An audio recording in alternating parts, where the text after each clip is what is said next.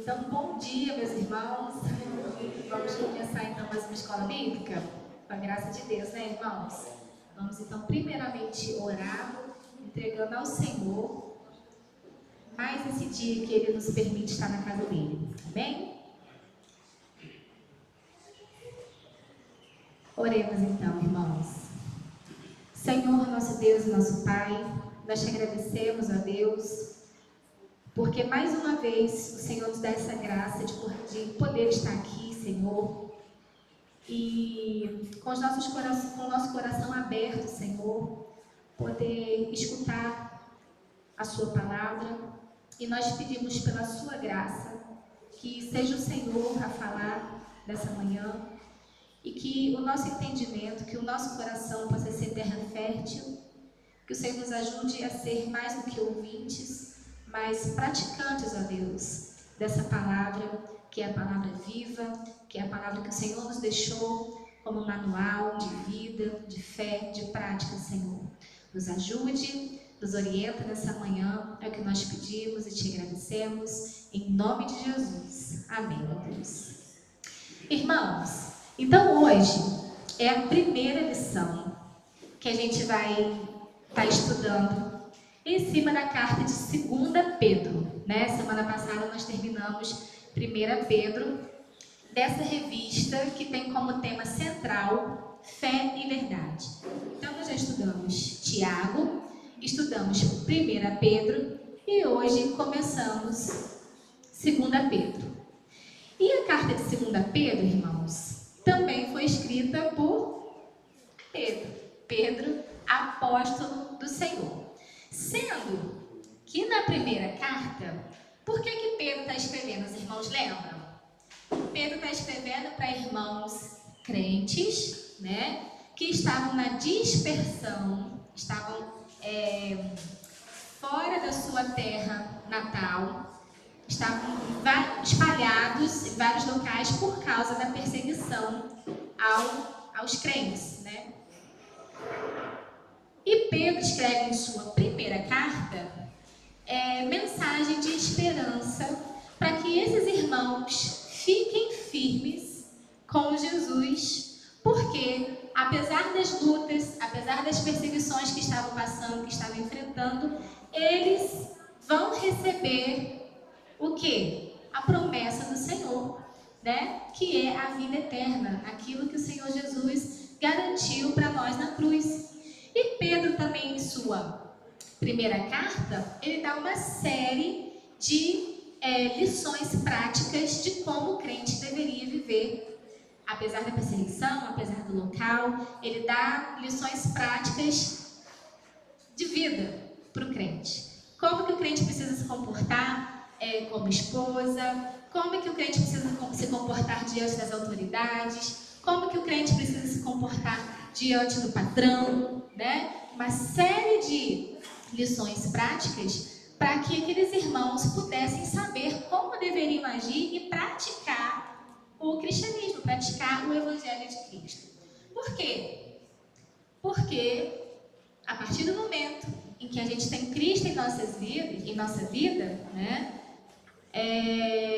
A tendência natural é haver mudança de vida. É a gente gerar frutos que condizem com essa nova vida que a gente tem. Então, quem é de Jesus, né? Pedro nos ensinou na sua primeira carta, ele tem atitudes que glorificam o nome de Jesus. Não tem como a gente ser de Cristo e a gente ter atitudes que mais parecem do mundo do que com o nosso Deus. E já na sua segunda carta, Pedro, enquanto na primeira carta ele está alertando com relação à perseguição, na segunda carta ele vai falar de questões dos perigos que podem acontecer dentro da igreja. Então, na primeira carta ele está falando dos perigos externos, né? Que é a perseguição. E na segunda carta ele vai falar dos perigos internos, que o que é? É a entrada de falsas doutrinas dentro da igreja. Então, Pedro, nessa segunda carta, vai falar, vai orientar, vai alertar os irmãos com relação as falsas doutrinas que podem, porventura, entrar na igreja. Embora o cristianismo, nessa época aqui de Pedro, fosse novo, né? Aqui ele está escrevendo por volta de 66 depois de Cristo. Então, só 66 anos depois que Cristo morreu e ressuscitou, né? Tinha pouco tempo de cristianismo, e mesmo nesse pouco tempo já havia diversos pensamentos, diversas correntes filosóficas, né?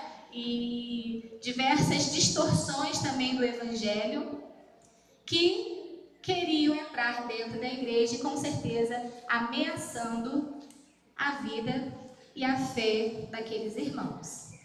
Então, Pedro, nessa segunda carta, ele não fala, no início aí da primeira carta, ele não fala especificamente para quem ele está escrevendo, né? No versículo, geralmente o versículo 1, né, no início da carta ele fala, né, para quem que ele está escrevendo. Ele não fala isso aí no 1, mas ele fala lá no capítulo 3, versículo 1, ó. Capítulo 3 de 2 Pedro, versículo 1. Ele diz assim: amados, esta é agora a segunda epístola que vos escrevo. Em ambas procuro despertar com lembranças a vossa mente esclarecida. Ou seja, ele não falou lá no versículo 1 para quem está escrevendo. Então, algumas pessoas, alguns estudiosos, já colocaram dúvida de para quem que Pedro estava falando. E ele mesmo responde lá no 3, versículo 1, que é: irmãos, essa é a segunda epístola que vos escrevo, dando a entender o quê? Ele está escrevendo para aqueles mesmos irmãos da primeira epístola, né? Que lá em 1 Pedro 1, ele fala quem é, ó.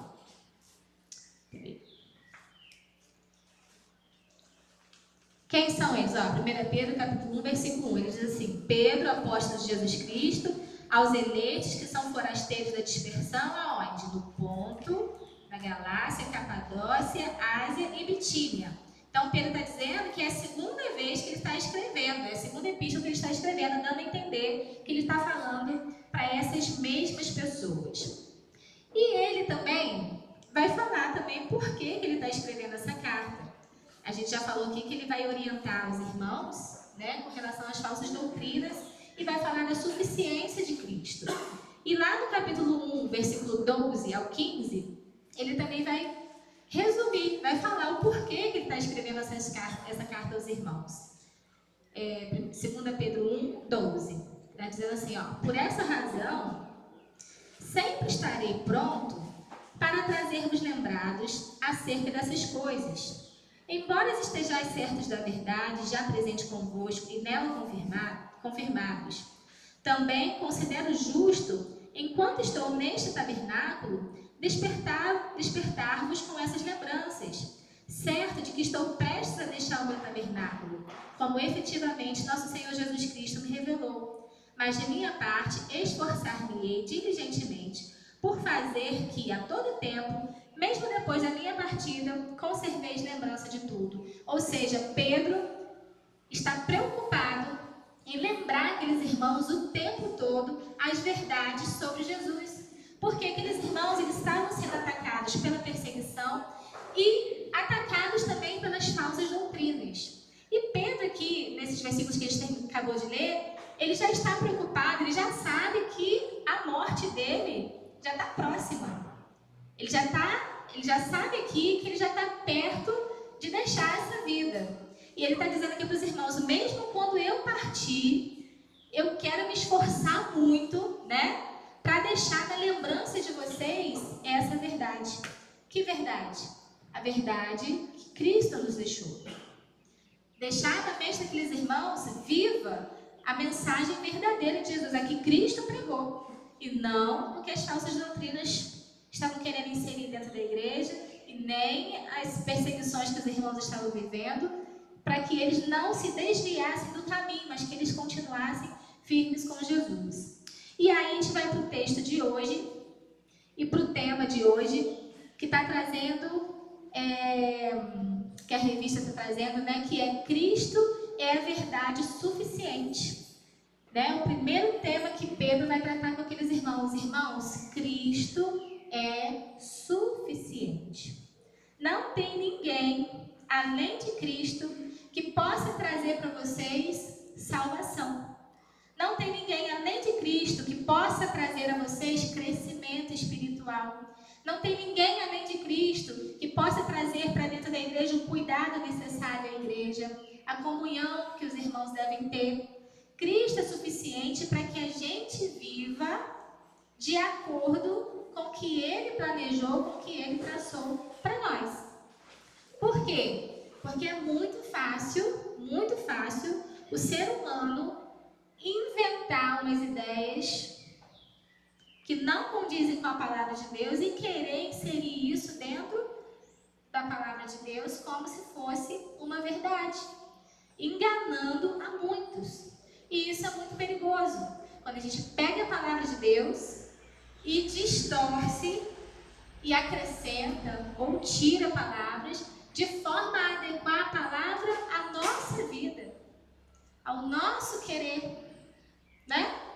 Porque às vezes a gente lê um versículo, a gente lê um texto da palavra e a gente acaba querendo adequar aquilo que eu quero ouvir.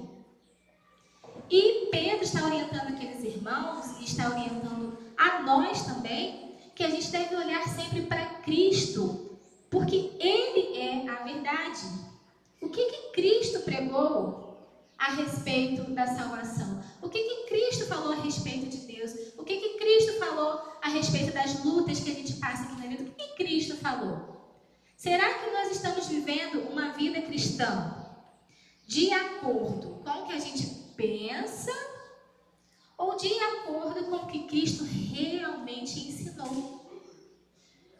Porque quando a Bíblia fala de vitória, por exemplo, que nós vamos ter vitória, a Bíblia está falando da vitória final, a vitória eterna, né? Só que muito facilmente a gente pode pegar esse texto e dizer que aqui a gente só pode ter vitória, não pode ter problema nem provação, né? A gente acaba distorcendo de forma que aquilo atenda o nosso ego. Então Pedro está orientando os irmãos com relação a isso e nos orienta hoje também. E o texto base de hoje é 2 Pedro capítulo 1, nós vamos começar do 1 até o 11, tá bom? Vamos ler versículo por versículo e vamos conversando sobre eles, tá bom, irmão? Então, o tópico 1 aí da lição é: a pessoa de Cristo é suficiente. Nós vamos ler aí 2 Pedro capítulo 1, versículo 1 primeiro. Vamos lá. Simão Pedro, servo e apóstolo de Jesus Cristo, aos que conosco obtiveram fé igualmente preciosa na justiça do nosso Deus e Salvador Jesus Cristo. Nesse primeiro versículo aí, Pedro já se apresenta. Ele fala Simão Pedro. O legal é que ele fala os dois nomes dele, né? Porque antes dele ser chamado, ele era chamado de quê? De Simão. Depois ele passa a ser Pedro. E o legal é que ele fala Simão Pedro, se identificando com aquele discípulo, né, que foi chamado lá atrás, que foi restaurado por Jesus e se tornou Pedro, né? Simão Pedro, alguém que teve a vida transformada pelo Senhor. E aí ele continua falando servo. Legal que ele se apresenta sempre como servo de Jesus. Ou seja, eu estou aqui servindo a Jesus. Tudo que eu estou fazendo no trabalho com os irmãos, no trabalho pela igreja de Jesus, é porque eu sou servo dele. Estou aqui para servir a esse meu Jesus. E ele continua, e apóstolo de Jesus Cristo. Então, ao mesmo tempo que ele se coloca como servo, demonstrando humildade, demonstrando quem é a autoridade, ele está mostrando que a autoridade sobre a vida dele é quem? Jesus. E por causa de Jesus, ele está escrevendo aos irmãos. Então, ele é servo de Jesus e apóstolo de Jesus. Então, ao mesmo tempo que ele mostra a humildade dele, mostrando que Cristo é superior a ele mostra a sua autoridade para escrever aqueles irmãos. Quem sou eu? Eu sou apóstolo de Jesus. Ou seja, eu fui pessoalmente chamado por Jesus para cuidar das ovelhas de Jesus, para escrever essa carta aos irmãos, para pregar aos irmãos. Então, ele recebeu essa tarefa pessoalmente de Cristo. E aí a gente volta àquele assunto que hoje, nos dias de hoje, então, não pode existir apóstolos. Por quê? Só é apóstolo quem recebeu essa missão de pregar diretamente vinda de Jesus. Então, Simão Pedro, servo e apóstolo de Jesus Cristo, está escrevendo para quem? Aos que conosco obtiveram fé igualmente preciosa na justiça do nosso Deus e Salvador Jesus Cristo. Está escrevendo para os irmãos que ouviram de Pedro a mensagem de Cristo e se converteram, né? Aos que conosco obtiveram fé. E essa fé que os irmãos tinham agora, que ouviram através da vida, da boca de Pedro, né? É igual à fé que Pedro tem. Essa fé igualmente preciosa, ou seja, nós somos agora irmãos. Nós somos agora membros de uma família só, de um povo só, porque nós temos essa fé igualmente preciosa na justiça do nosso Deus e Senhor Jesus Cristo. Por quê? Todos nós fomos o quê? Justificados por quem? Por Jesus. Tanto Pedro era justificado por Jesus, quanto os irmãos agora eram justificados por Jesus, como todo aquele que crê é o quê? Justificado por Jesus. Então, essa palavra ali, aos que conosco obtiveram, né? Essa palavra obtiveram, quer dizer ganhou. Vocês ganharam, vocês receberam a justificação através de Jesus. Ou seja, quem é justificado é justificado. Você recebeu a justificação. Ou seja, o crente não perde a sua salvação. Uma vez justificado, uma vez lavado pelo sangue de Jesus, uma vez tendo ouvido esse evangelho e crido nele, nós já somos automaticamente justificados pelo sangue de Cristo. Não tem essa história de que agora de manhã eu estou salva e de noite já não estou mais. Porque o sacrifício de Jesus naquela cruz foi suficiente para nos salvar, nos resgatar, nos limpar, nos justificar e nos trazer para essa nova vida ao lado de Jesus. Então, todo aquele que crê já é salvo, já é justificado por Jesus. E aí ele continua falando no 2 agora, ó. Graça e paz vos sejam multiplicadas no pleno conhecimento de Deus e de Jesus, nosso Senhor. Graça e paz é uma saudação bem comum, né, nas cartas. E aí Pedro está falando para os irmãos, graça e paz vos sejam multiplicados, ou seja, aumenta muito, que aumente muito a graça e a paz do Senhor sobre a vida de vocês. Como? Como que essa graça, essa paz vai ser multiplicada na vida do crente? No pleno conhecimento de Deus e de Jesus, o nosso Senhor. Ou seja, Deus quer derramar sempre mais sobre a vida dos seus filhos.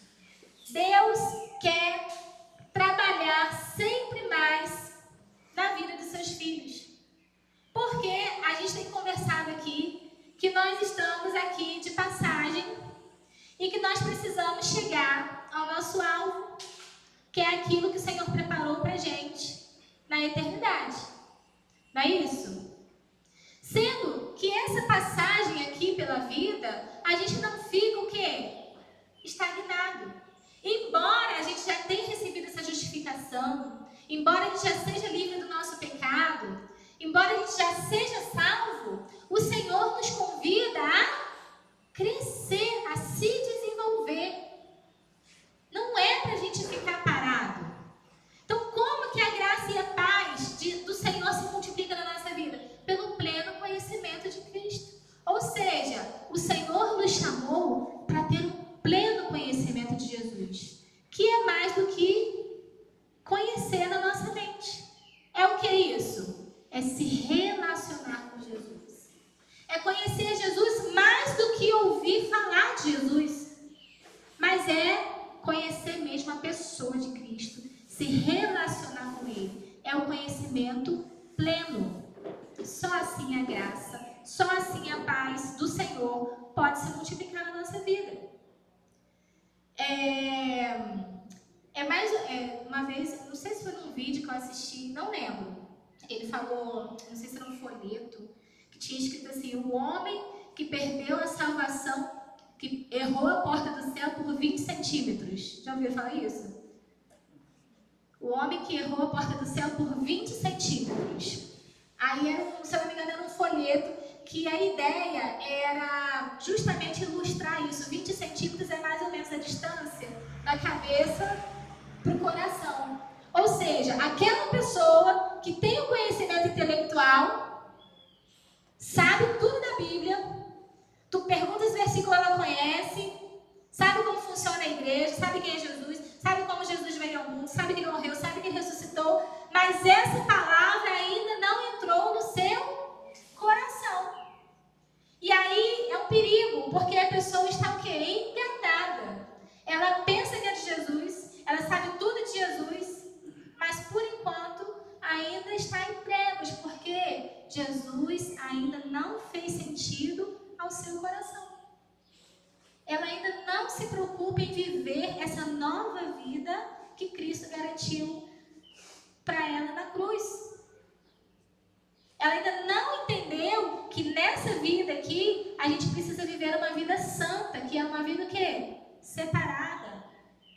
E talvez nem tenha entendido ainda que aquilo que Jesus fez na cruz é completo. A pessoa ainda está tentando agradar a Deus de alguma forma, achando que, no sentido de como se eu tivesse que fazer alguma coisa para merecer a salvação, sendo que a palavra diz que ela é de graça. Cristo já garantiu isso para nós lá na cruz. Ou seja, se eu não conhecer plenamente a palavra, se eu não conhecer plenamente a obra que Jesus realizou, eu vou viver uma vida de crente enganado.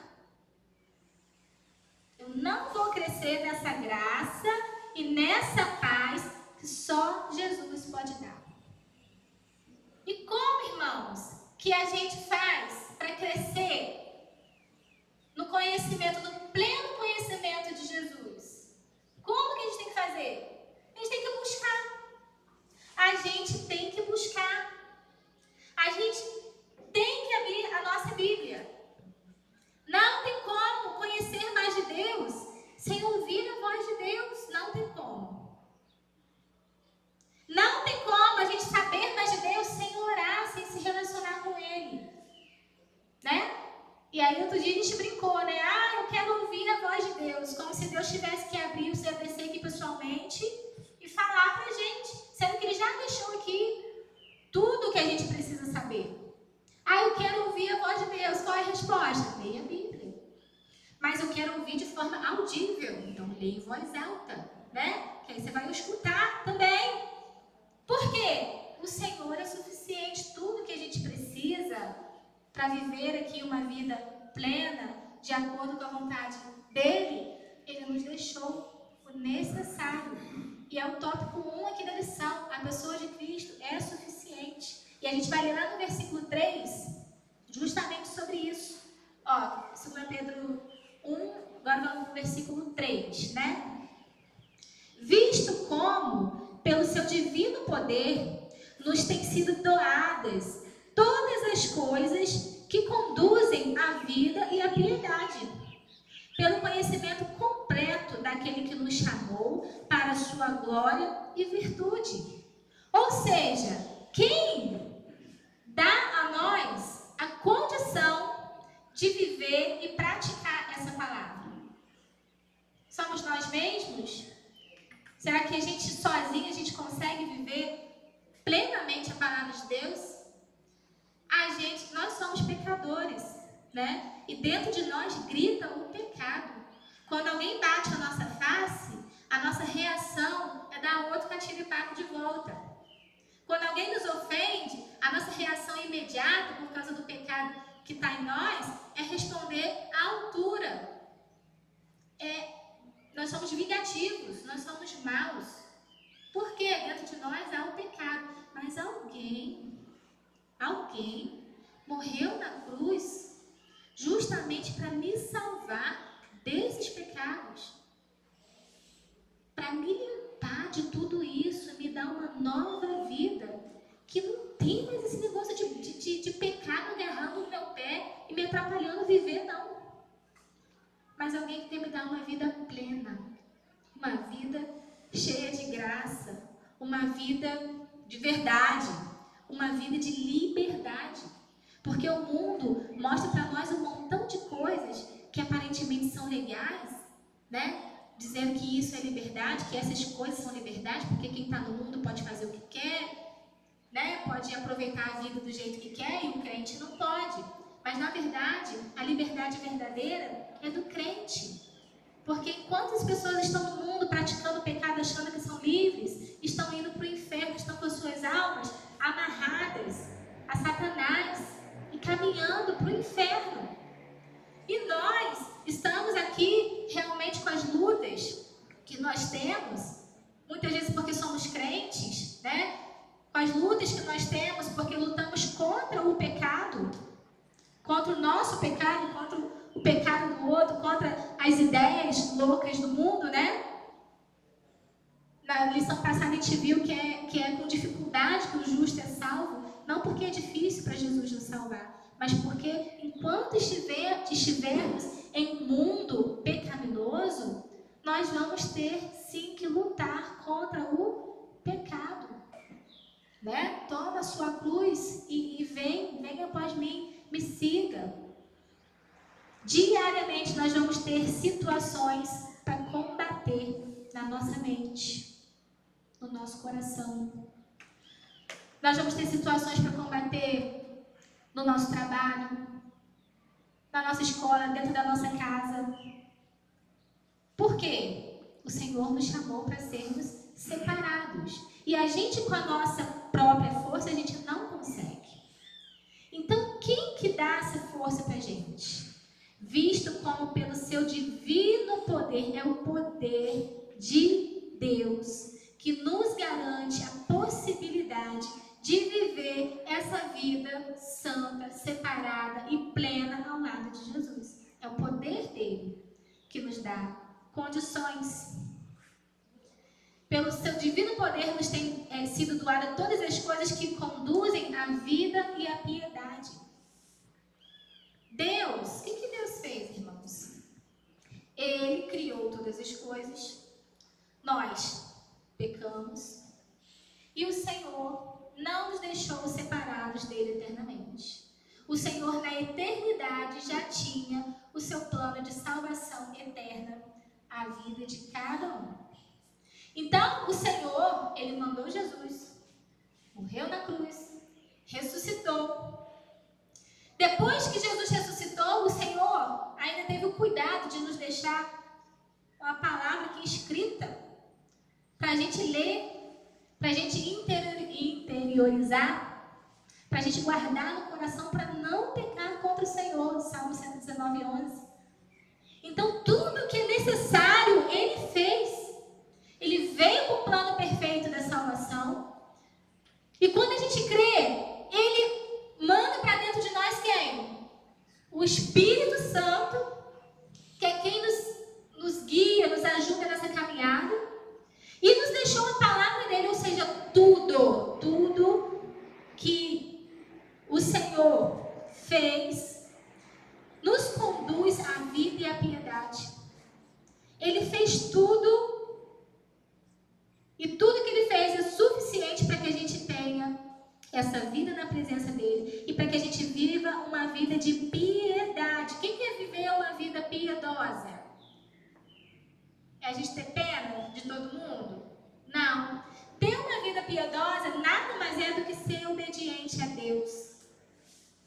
E se a gente é obediente a Deus, automaticamente nós temos uma vida piedosa. Porque as nossas ações vão glorificar a Deus e vão também refletir na vida do nosso próximo.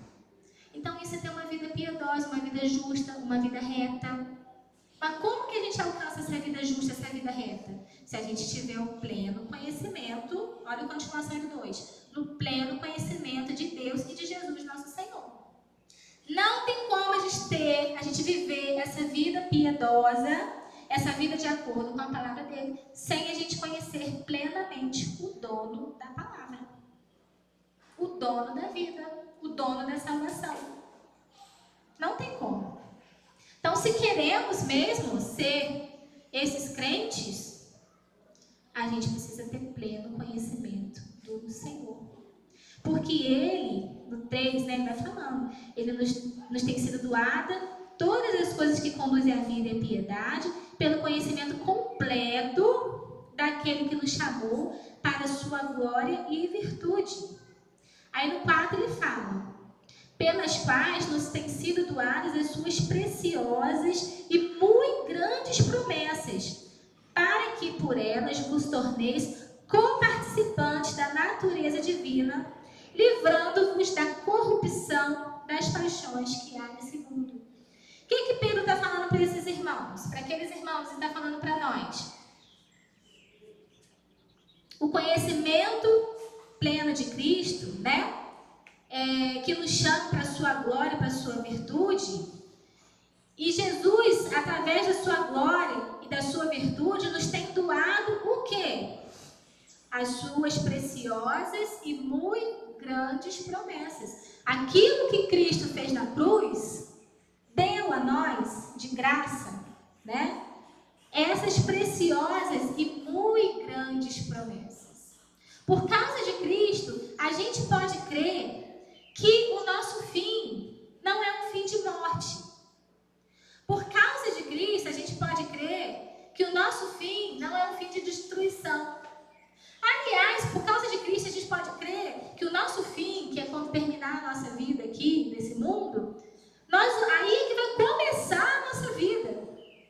Que é uma vida eterna, que Ele garantiu para nós lá na cruz. E Ele dá a nós, né, esse tem sido doadas, quer dizer, deu para nós de graça essa certeza. Porque nós, por causa do nosso pecado, nós seríamos o quê? Já éramos o quê? Condenados. Mas Ele nos deu de graça outra certeza. A certeza de que nós vamos passar por essa vida com Ele, debaixo de luta, debaixo dos momentos bons e maravilhosos também que Ele nos proporciona, mas sempre com Ele, em direção a algo que Ele garantiu para nós e que é certo, que é aquele momento em que estaremos pessoalmente com Ele na glória. Então, essa promessa é preciosa. Essa promessa é grande. E Ele nos deixou essas promessas para quê? Para que por essas promessas a gente se torne coparticipante da natureza divina, livrando-vos da corrupção, das paixões que há no mundo. Então quer dizer que Pedro está dizendo que agora nós vamos ser semideuses?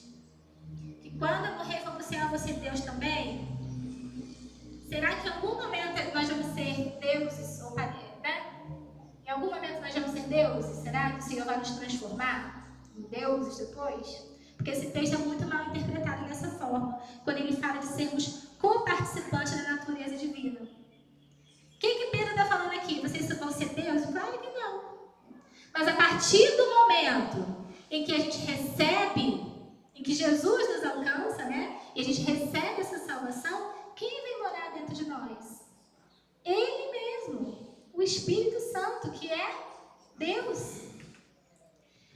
E Ele mesmo é que nos garante essa vida santa, separada e parecida cada vez mais com Jesus. É Ele que nos conduz no pleno conhecimento de Jesus. Porque nós mesmos não temos essa condição sozinhos. A gente não tem capacidade de entender a Bíblia sozinho. Se não for pela orientação do Espírito, a gente não entende. Sabia? É Ele que, quando a gente vai fazer uma coisa errada, né, quando aparece alguma coisa duvidosa na nossa frente, é Ele que nos alerta. Você pensa que aquela vozinha que você escuta, não faz isso. Você pensa que é você mesmo, não é. É o Espírito Santo tocando no seu coração, te mostrando de alguma forma que é para você sair dali. Então, a gente não pode calar o Espírito de Deus. Se a gente não caminhar no pleno conhecimento de Cristo, buscando a Cristo todos os dias, a gente cala a voz do Espírito, né? Que a palavra diz, não extingais o Espírito. Porque a gente consegue, a gente não consegue tirar o Espírito de nós, mas a gente consegue calar o Espírito. Quando a gente começa a viver da nossa própria maneira, a praticar aquilo que a gente pensa, aquilo que a gente acha que é certo. E quando a gente vê, cai em problema, cai em buraco, porque os nossos pensamentos sozinhos não vão conduzir a gente a Deus. Mas Deus, pela sua graça e misericórdia, nos enviou o seu Santo Espírito para que a gente possa seguir bem essa caminhada. E assim nós somos coparticipantes da natureza divina. E quando a gente chegar lá no céu, o que nós vamos ser também? Eternos. Nós vamos viver a eternidade. Como Deus é eterno, seremos eternos. Como Deus é santo, seremos também santos. Como em Deus não há pecado, em nós também não vai haver pecado. Dessa forma é que nós somos coparticipantes da natureza divina.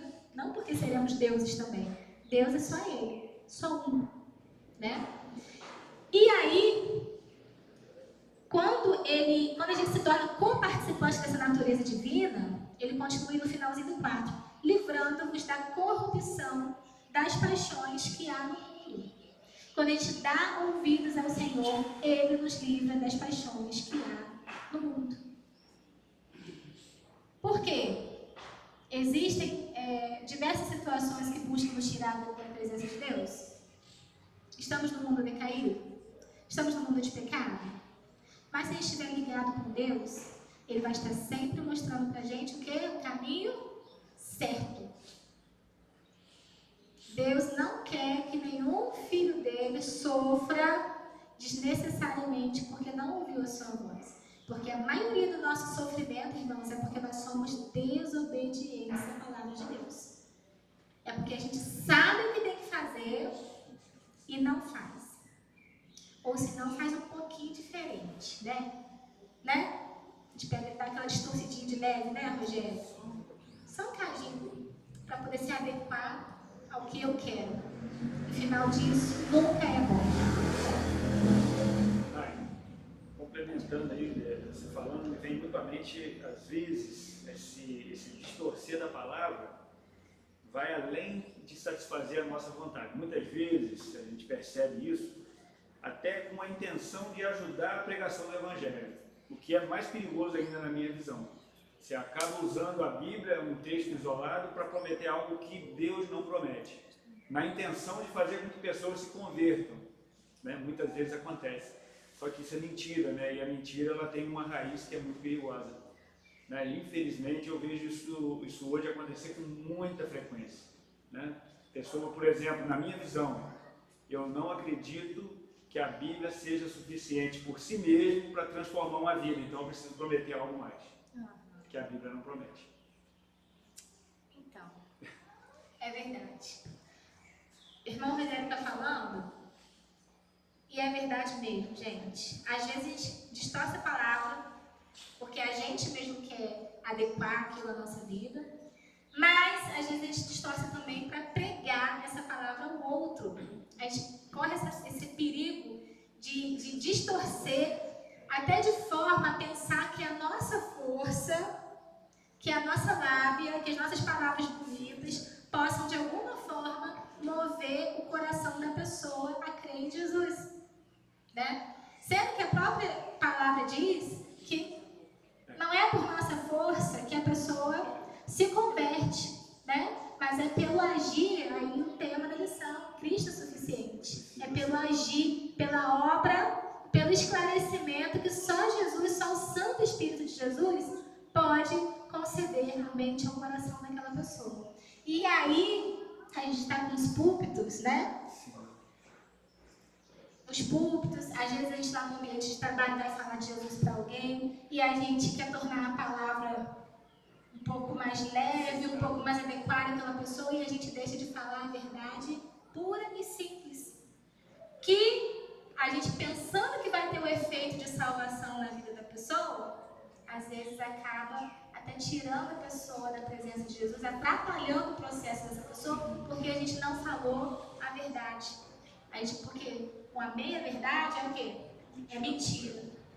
Então não adianta a gente querer acrescentar nem tirar nada dessa palavra, que é o suficiente, né? Por causa de Cristo, ela é suficiente para mudar a vida daquele que crê em Jesus. Irmão, queria completar? Só para complementar, por exemplo, algo que é uma verdade, que pode ser muito bem transformado numa meia-verdade, que é o fato de Deus ser amor. Né? A gente ouve hoje em dia a pregação que Deus é amor. Então, se Deus é amor, na visão humana, ele não vai condenar o ser humano. Foi criação dele, né? Uma coisa lógica, mas é isso que a Bíblia ensina? Não, não é isso. E a pessoa ela precisa entender que esse Deus que é amor, ele é 100% amor e é 100% justiça.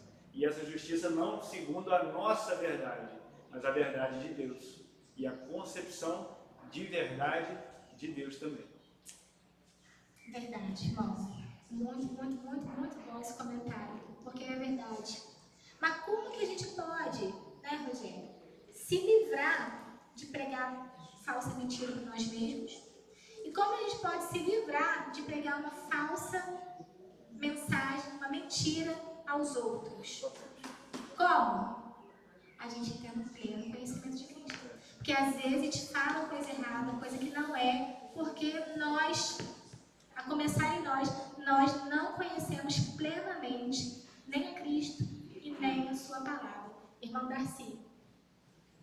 Na condição de servos do Senhor, pela sua misericórdia, nos revelada graciosamente em Cristo Jesus, na sua palavra nós aprendemos que espiritualmente, verdadeiramente, é tudo em Cristo, porque Ele é a personificação da verdade, Ele é a verdade em si.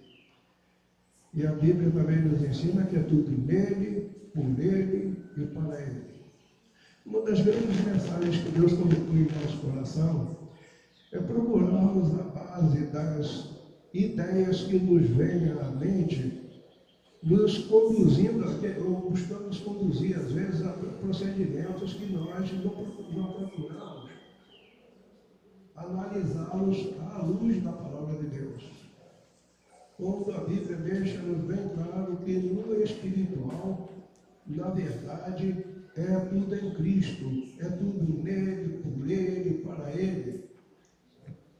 E em nós mesmos, nós só sabemos uma coisa, só podemos fazer uma coisa em nós mesmos, no nosso individualismo, nós só sabemos e só podemos fazer uma coisa, pecar. Porque essa natureza pecaminosa está ainda em nós. Uma boa palavra que a irmã falou aí também, né? Nós só vamos ter a plenitude desta vida nos concedida por Deus em Cristo Jesus, lá na glória. Aqui, nós estamos à mercê dos cuidados de Deus sobre nós. Por isso que na sua oração sacerdotal do Senhor Jesus, ali em João 17, ele é bem claro: Pai, eu não te peço que os tire do mundo, mas que os livre do mal. Porque Deus tem um plano em cada um de nós. Agora, esse plano nós não podemos realizá-los em nós mesmos, no nosso achismo, no que eu penso. O eu tem que ficar calado. Porque se eu não me negar, Cristo não vai, o senhorio de Cristo não vai operar em meu entendimento.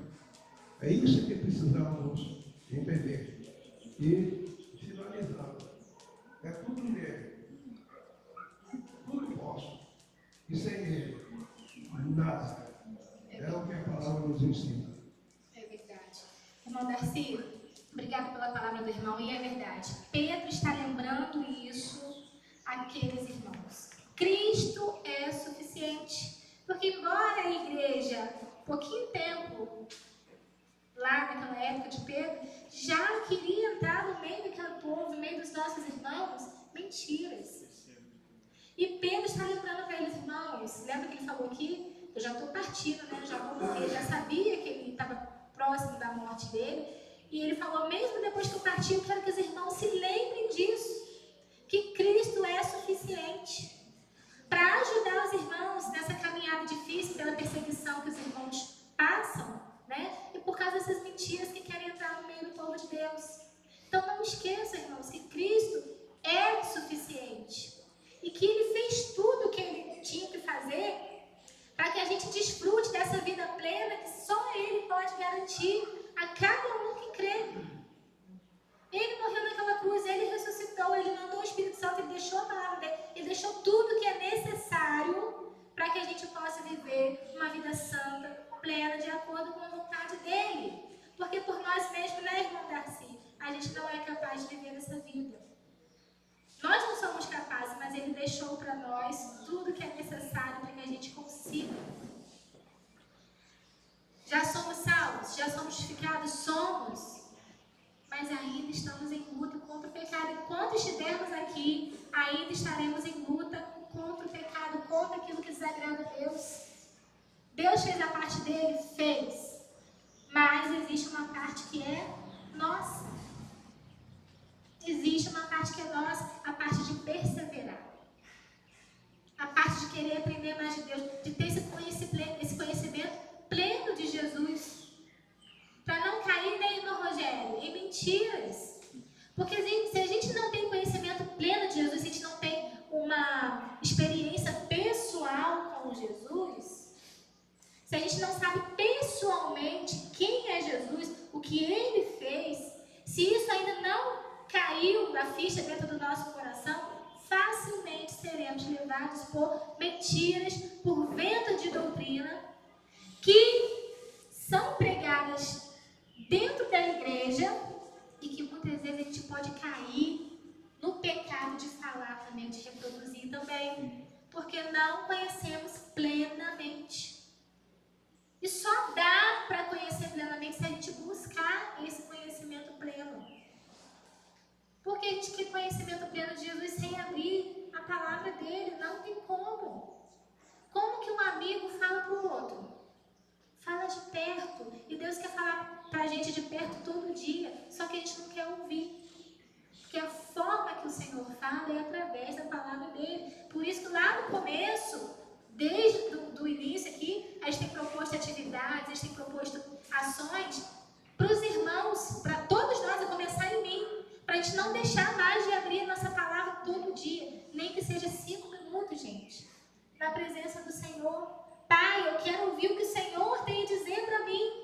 Eu não quero sair para trabalhar hoje e viver lá no meu trabalho de acordo com o que eu acho. Mas eu quero ser lá um funcionário, Deus, que em nome de Jesus glorifique o seu nome. Eu não quero ir para a faculdade, ser lá um aluno que eu acho que eu tenho que ser. Mas eu quero ser um aluno que glorifique o seu nome. Não vai acontecer nada nesses lugares que vão tirar da sua presença. Ao contrário, eu, pela graça de Jesus e pela força de Jesus, é que vou influenciar e vou abençoar aquele lugar em nome de Jesus. Porque, gente, aonde o crente está, tem que ter o quê? Transformação. O crente precisa levar essa transformação, essa possibilidade de transformação a outros. Só que se a gente chegar lá e se comporta igual aos outros, que diferença? Que diferença que tem da nossa vida para a vida do outro? E Jesus fez isso tudo, Ele nos deixou o necessário para a gente ter essa vida diferente. A vida que para o mundo é loucura, mas que na presença do Senhor é vida, e é vida abundante, e é vida eterna. Né? E aí no versículo 5, olha só o que ele vai falar, Pedro continua nesse tema. Continua nesse tema do crescimento, irmão Darcy. O crescimento espiritual, da busca de Jesus. Olha o 5 aí. Por isso mesmo, vós, reunindo toda a vossa diligência, associai com a fé a virtude, com a virtude o conhecimento, 6, Com o conhecimento, o domínio próprio. Com o domínio próprio, a perseverança. Com a perseverança, a piedade. Com a piedade, a fraternidade. Com a fraternidade, o amor. Ou seja, o que Pedro está dizendo? Por isso mesmo, porque a gente sabe que depende dele para viver essa vida santa e separada, por isso mesmo, reunindo toda a vossa diligência. O que é isso? Reunindo todo o vosso esforço. Coloque sua força. Coloque sua vontade. Não é? Jesus não chamou a gente para viver assim perdido no mundo da lua, não. O Senhor nos chamou para crescer. Quem teve a graça de ouvir a palavra do Senhor hoje e crer, né? Ele creu, mas ele já é completo, ele já é um crente completo.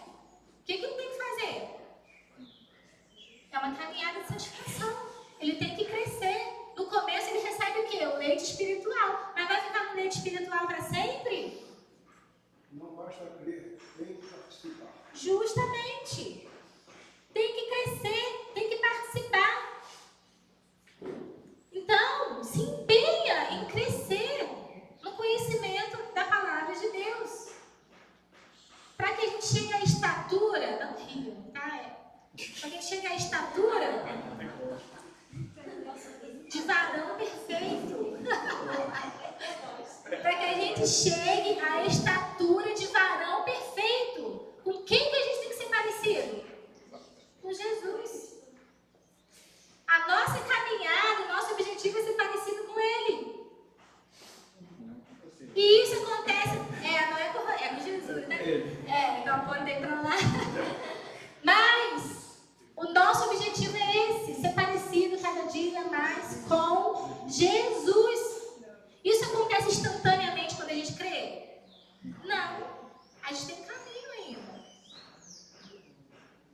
E esse caminho, a gente tem que, nesse caminho, a gente não pode ser parecido com o mundo, a gente tem que abandonar. Jesus me justificou, Jesus me lavou, então não é para eu ficar mais cheirando coisa do mundo, não. É para eu seguir no caminho oposto ao mundo. É para eu seguir juntinho com Jesus. E a palavra está dizendo que Ele nos deixou o necessário para isso. Sozinho a gente não consegue, mas Ele deixou o necessário para que a gente consiga. E aí, se esforcem, reúne toda a vossa diligência e associai a vossa fé à virtude. Ou seja, essa fé que a gente diz que tem, precisa gerar em nós o quê? Virtude. O que é ter virtude? É ser exemplar no comportamento. Não tem como eu dizer que tenho fé e essa fé não refletir no meu comportamento, na forma como eu falo, na forma como eu ajo, na forma como eu penso, né? Então, associar essa fé à virtude. Tem que andar junto, a fé e a forma como a gente vive. Nosso caminhar precisa ser exemplar para a glória de Deus. A gente viu semana passada isso, né? A gente fala tanto, vamos glorificar a Deus, tudo para a honra e glória de Deus. É uma palavra bonita, né? Mas que muitas vezes a gente não sabe o significado. O que é glorificar a Deus? Nada mais é do que ser obediente a Ele. É fazer o que Ele manda. Glorificar é exaltar, é agradar, é alegar, obedecer, fazer Deus ficar feliz com a gente. Isso é glorificar a Deus. E a partir do momento que a gente não obedece, o que a gente faz? A gente glorifica Deus? A gente envergonha Deus. Então eu tenho que saber o quê? O que Deus quer para mim como esposa? O que Deus quer para mim como marido? O que Deus quer para mim como servo? O que Deus quer para mim como parte do corpo de Cristo? É conhecer plenamente tudo isso e aplicar. E assim a gente vai ter uma vida por inteiro que glorifica a Deus. E não tem essa da minha vida espiritual, minha vida familiar, minha vida na escola. É uma vida só, entregue nas mãos do Senhor. E tudo, em todas as áreas, ela glorifica a Deus. Como? Pelo pleno conhecimento de Jesus, sabendo o que Ele quer para mim em todas as áreas da vida. Agora, se eu não sei,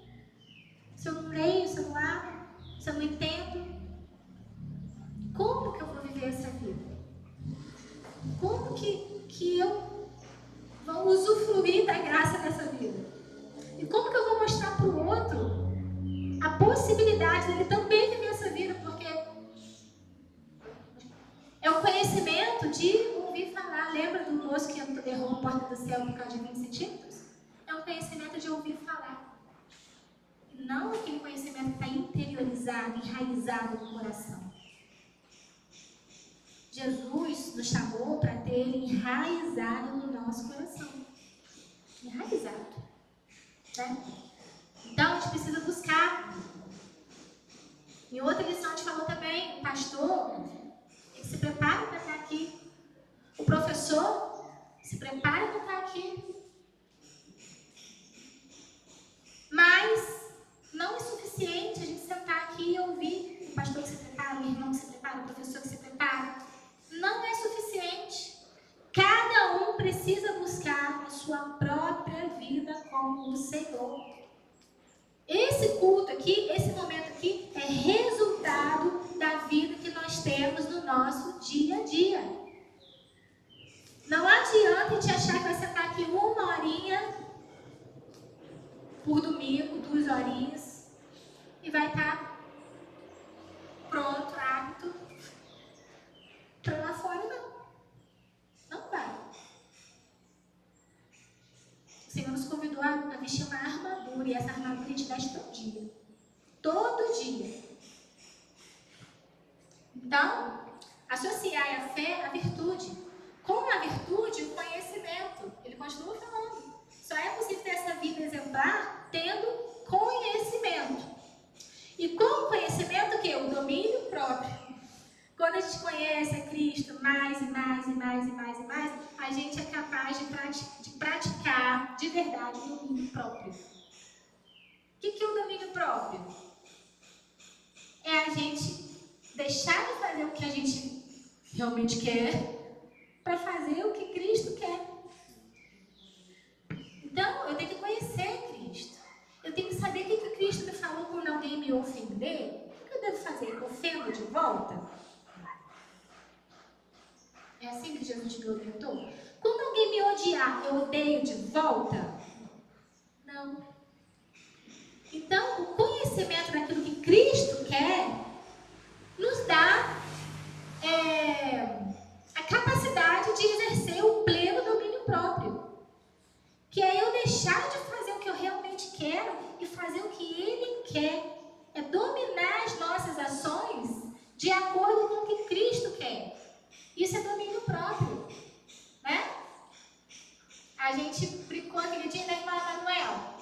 Quando a gente está no trânsito e alguém vem embaixo do nosso carro ou faz quando a pessoa dirige mal, uma barbeiragem na nossa frente, né? Qual é a nossa atitude? A gente vai agir, vai explodir com a pessoa e vai dar um péssimo testemunho?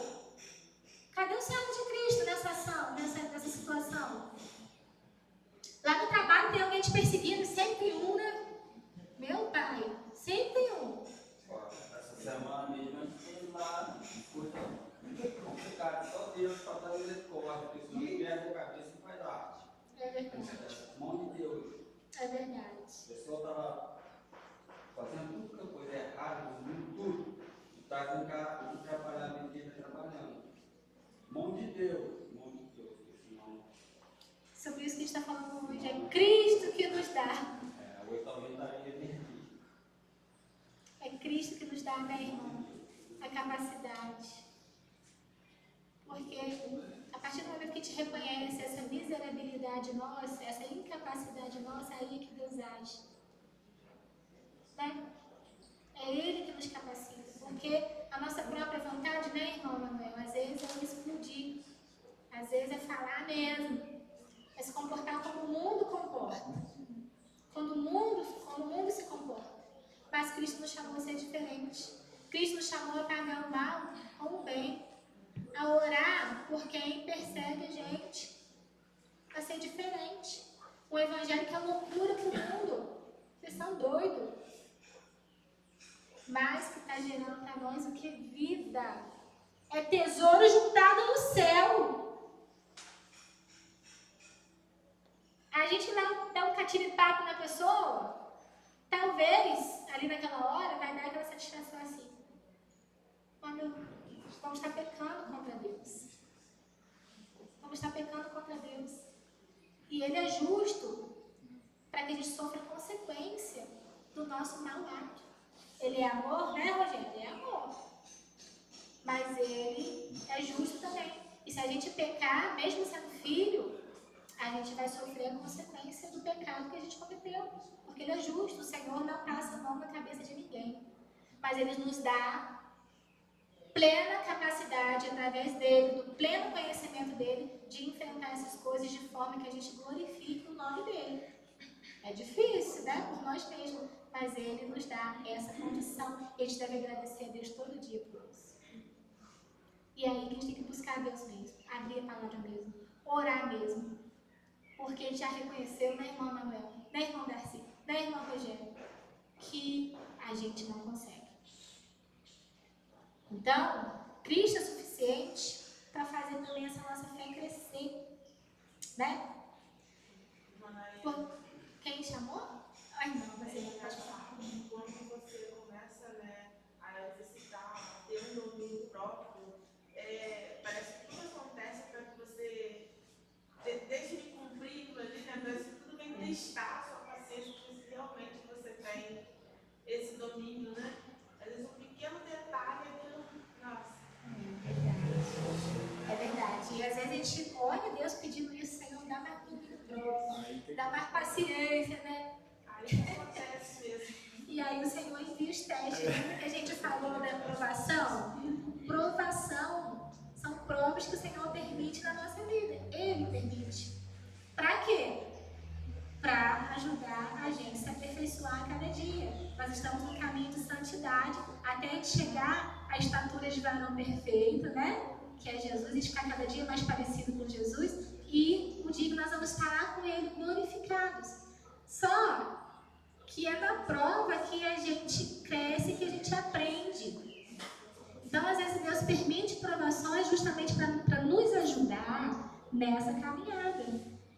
Tem pessoas que são arrogantes com a gente de graça, tem gente que não gosta da gente de graça, tem gente que a gente fala que é crente e a pessoa já não vai com a nossa cara, né? E como que a gente vai se comportar? Como que a gente vai se comportar diante dessas coisas? Né?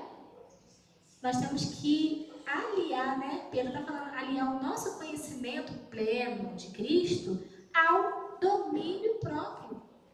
E ele continua aí, ainda na metade do 6, né? E com o domínio próprio, a perseverança. Esse domínio próprio, você tá vendo que Pedro está falando que uma coisa leva a outra, né? No nosso crescimento espiritual. O domínio próprio leva o que? A perseverança. O que é perseverar? É ficar firme. Né?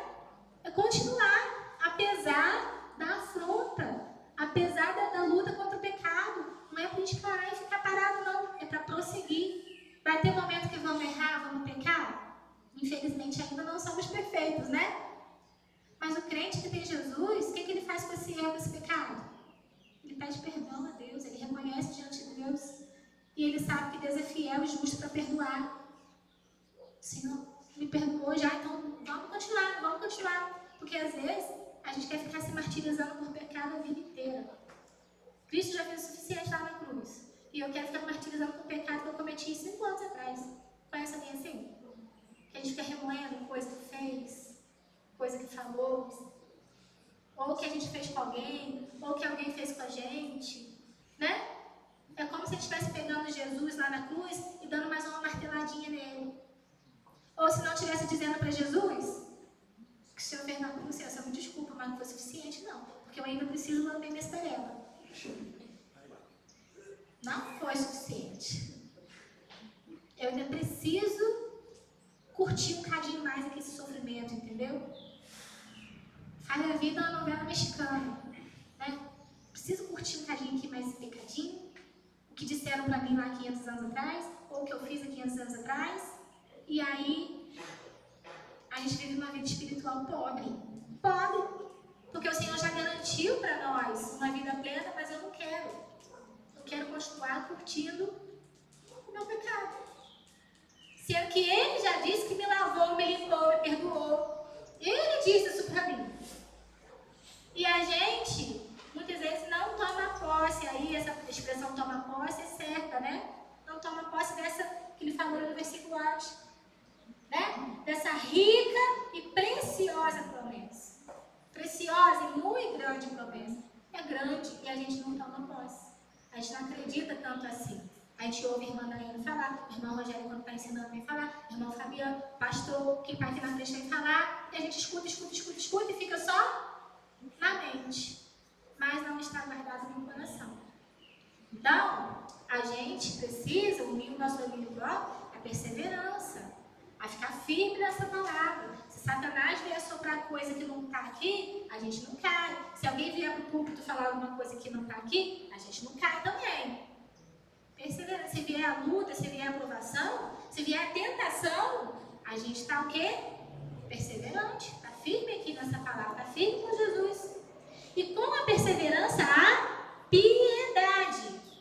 O que a perseverança gera? A piedade. Lembra o que é ter a vida piedosa? É ter essa vida justamente de acordo com Deus e com a palavra dele.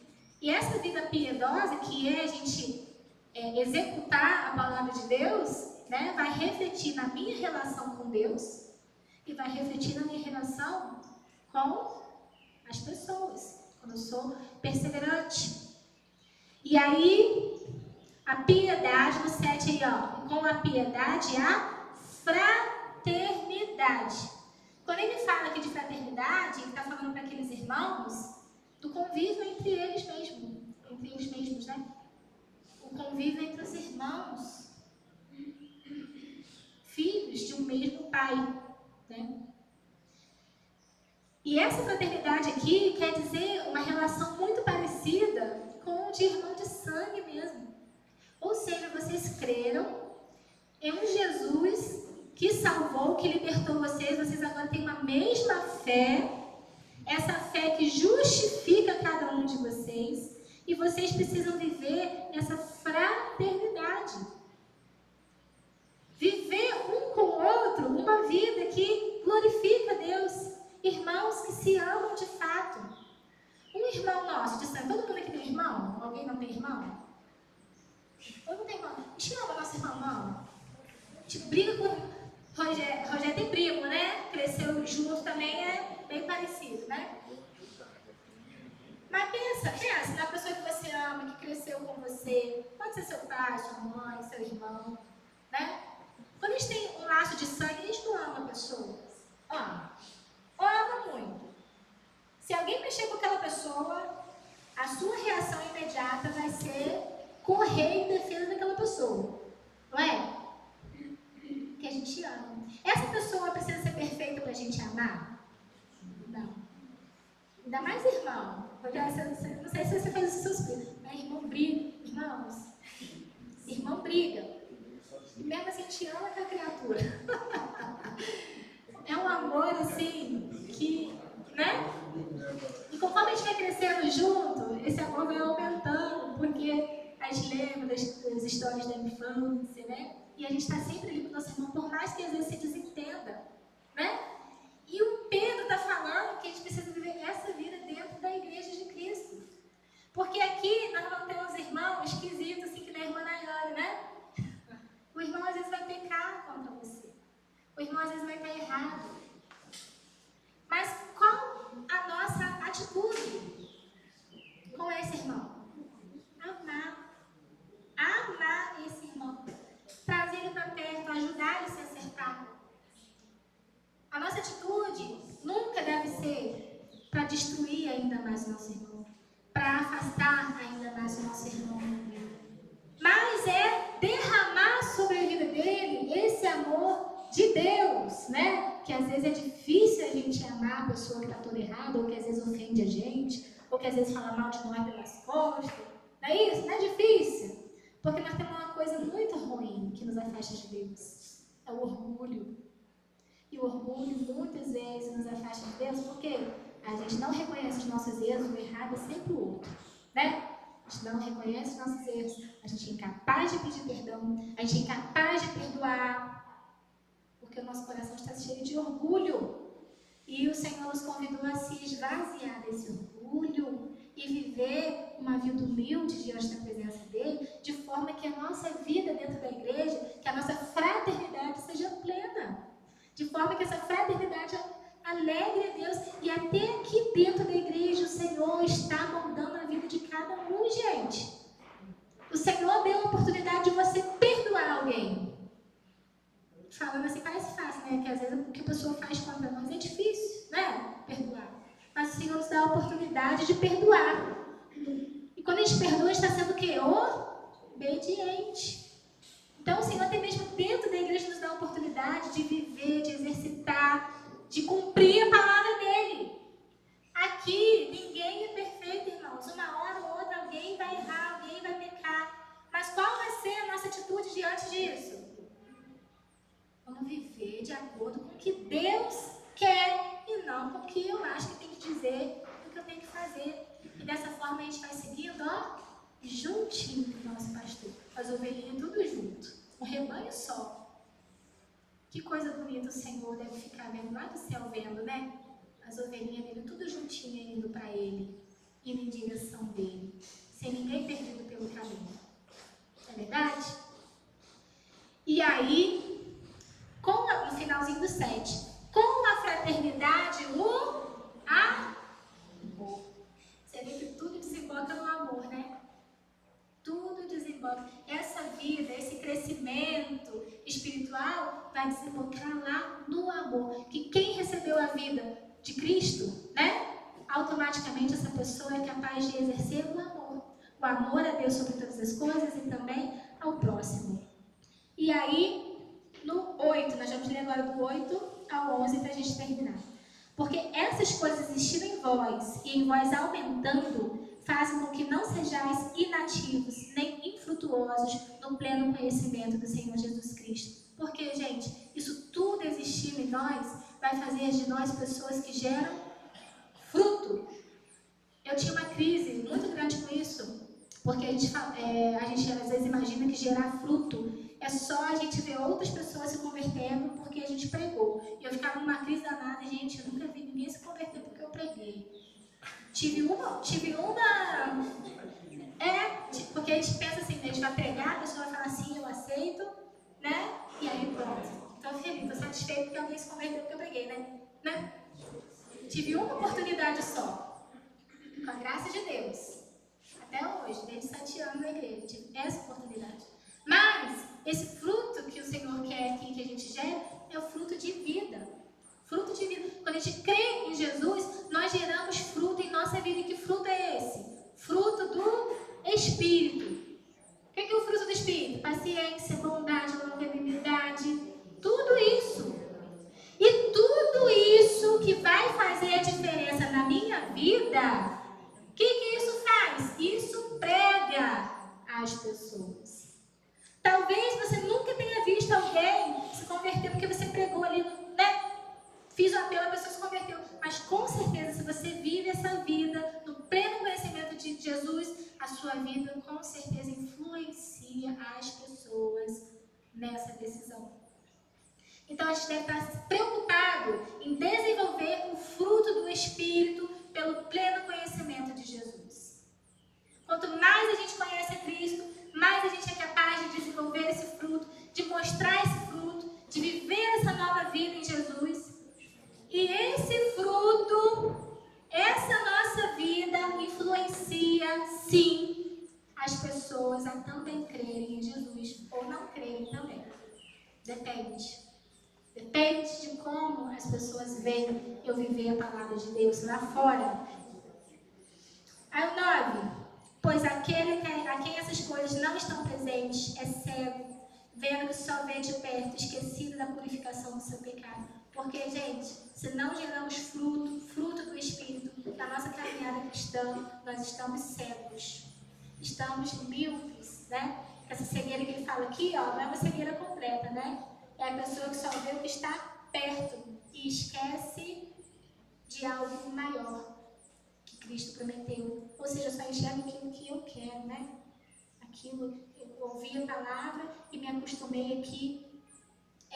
com esse pouquinho, né? Não quero crescer, não quero experimentar aquilo de maior que Deus prometeu para mim na minha palavra. Estou cego, né? Deus convida a gente a crescer no conhecimento da palavra. Não é para a gente se converter e ficar estagnado. É para a gente caminhar buscando, de forma que a gente a cada dia cresça em conhecimento e produzindo fruto do Espírito em nossa vida, de forma que todos que olhem para nós, que a nossa vida seja uma pregação, né, a todos aqueles que estão à nossa volta. 10, versículo 10. Por isso, irmãos, procurai com diligência cada vez maior. O que a gente falou que é diligência? Pedro está falando de novo, coloque esforço. Só que agora é um esforço cada vez maior, né? Por isso, irmãos, procurai com diligência cada vez maior confirmar a vossa vocação e eleição. Ué, Jesus já me salvou, preciso confirmar isso? Não é que eu preciso confirmar se eu sou salvo ou não, né? Porque já salvo já sou, justificado já sou. Mas eu tenho que me esforçar cada vez mais para que essa fé que eu digo que tenho seja confirmada diante de Deus e das pessoas através das minhas ações. As minhas ações. O meu fruto, a forma como eu vivo, como eu falo, como eu penso, mostra a todos e para mim mesmo se eu sou crente mesmo ou não. Porque é muito fácil a gente dizer que tem fé, mas a gente ainda continuar numa vida de pecado, deliberadamente, porque a gente peca, né? A gente já viu aqui que o crente, quando peca, ele se arrepende do seu pecado e o Espírito Santo conduz ele de volta no caminho certo. Mas a pessoa que está da igreja, ouviu a palavra, diz que crê, mas não se incomoda com o pecado, precisa questionar a sua fé, né? Vamos se converter. Então, vamos nos procurar, nos esforçar cada vez mais, aí no 10, para confirmar a nossa vocação e eleição. Por quê? Procedendo assim, não tropeçareis em tempo algum. Ou seja, aquele crente que busca cumprir a palavra de Deus, cumprir a palavra de Deus, cumprir a palavra de Deus, ser obediente a Deus, conhecer a Deus, não vai tropeçar em tempo algum. Isso quer dizer, sabe o quê? Que embora a gente passe as lutas dessa vida, embora a gente precise lutar contra o pecado, não vai ter jeito, o Senhor vai salvar a gente de qualquer maneira. A gente não vai tropeçar de forma alguma. Aquilo que Ele prometeu, Ele vai cumprir. Que é o quê? Ele está me levando para Ele mesmo.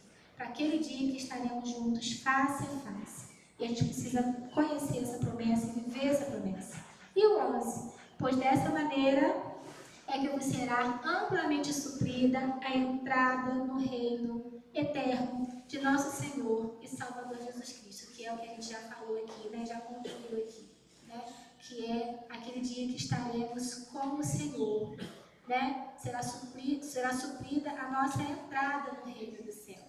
Quando a gente busca essa vida de verdade na presença do Senhor, conhecer e praticar a palavra de Deus, não porque a gente é bom, não porque a gente é inteligente, não porque a gente lê aqui e entende tudo, mas porque Cristo é essa verdade suficiente que nos garante essa vida santa, separada em direção a Ele e nos garante também aquele momento em que estaremos com Ele. Amém, irmãos? Vamos orar e vamos agradecer? Formar essa escola aqui. Senhor, nosso Deus e Pai, te agradecemos porque mais uma vez o Senhor falou ao nosso coração. Obrigado por tudo que nós aprendemos e ouvimos aqui nessa manhã. E, ó Deus, nós reconhecemos que só pelo Senhor podemos viver uma vida que te agrada aqui, ó Deus, nessa terra, nesse momento que nós temos aqui, ó Deus, nesse mundo.